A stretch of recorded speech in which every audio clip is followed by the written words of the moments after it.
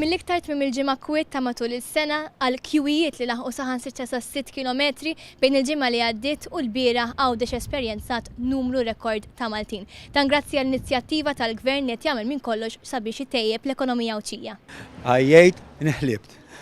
Għax tant kellna nies illi ma pretendejniex li ħajkonna daqshekk. Fil-fatt, sfortunatament kellna anke ma naċċettawx ċertu nies, ma stajniex inlaħqu l-bieraħ. Was about time li xi ħaġa jekk jiġri. Għax ħafna mill-kommenti li rajt jiena huma jarawha li bħal speċi xi ħaġa ta' weekend. Din hija the biggest and the greatest exposure għas-suq Malti u għas-suq barrani li jkunu joqogħdu Malta li qatt saret għal Għawdex. Kienu bosta l-klim ta' tifħir tal-Awċin għall-inizjattiva tal-Gvern tal-GoZo Free Travel Weekend wara li eluf ta' Maltin wieġbu għall-istedina Awċija.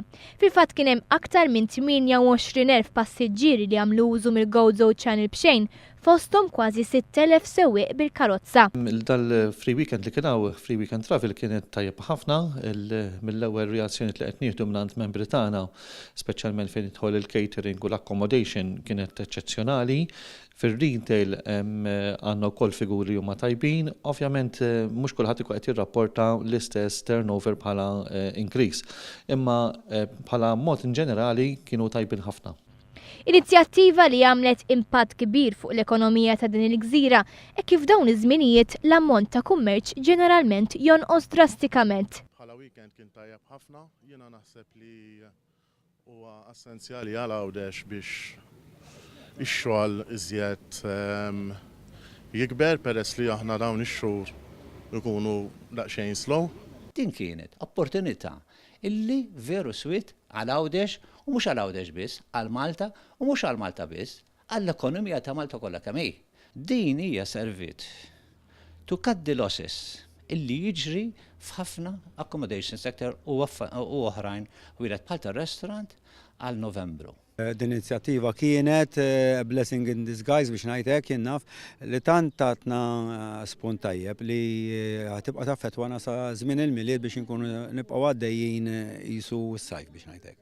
Min-naħa tagħha l-Assoċjazzjoni tat-Turiżmu Awċija esprimiet is-sodisfazzjon tagħha li fl-ewwel baġit tiegħu il-Gvern ippreżenta inizjattiva bħal din li għenet lis-settur turistiku kollu ta' Għawdex. Wata sodisfazzjon kbira lina li f'dan l-ewwel baġit biex ngħidu hekk li ġie ippreżenta din l-inizjattiva ittieħdet on board u ġiet fir-realtà poġġuta fil-prattika.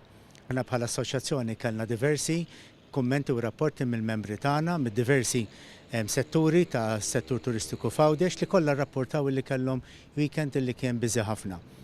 Ovvjament din kienet inizjattiva tajba għaliex ġrat f'weekend fit-tielet weekend ta' Novembru fejn bażikament ma jkun qiegħed jiġri xejn. U l-influss ta' Maltin li kellna matul dan il-weekend permezz ta' din l-inizjattiva ħoloq dik l-attività kummerċjali li tant għandu bżonn Għawdex fix-xhur tax-xitwa. Il-Ministru għal Għawdex Anton Refalo irringrazzja lil dawk kollha li taw semhom fosthom il-ħaddiema tal-GoZo Channel u l-Pulizija li l-koll kellhom parti minn dan is-suċċess. Din mhix se tkun l-ewwel u l-aħħar inizjattiva biex Għawdex jilqa' lil Maltin u lil barranin fosthom f'dawn ix-xhur tax-xitwa, e kif l-appuntament li jmiss ser ikun Bethlehem Fajn Sielem bejn 14 ta' Diċembru u l-5 ta' Jannar.